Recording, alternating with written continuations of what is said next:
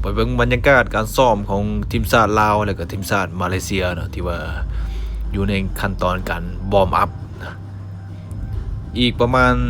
30นาทีเนาะการแข่งขันก็จะเริ่มต้นขึ้นจะมีการคิกออฟนะ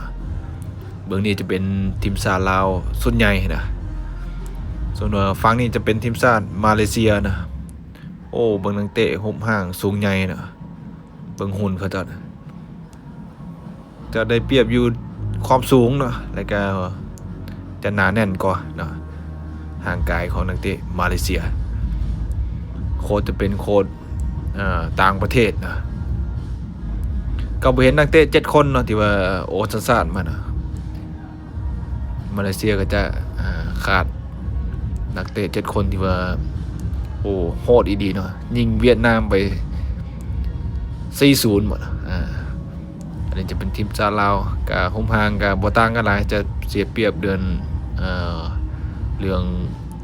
ความสูงเนาะมาเลเซียจะสูงกว่าแต่การฝึกซ้อม 2-3 อาทิตย์ที่ผ่านมาก็ถือว่าเข้มข้นเนาะ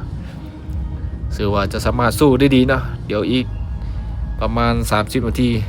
เนาะการแข่งขันจะเริ่มต้นขึ้น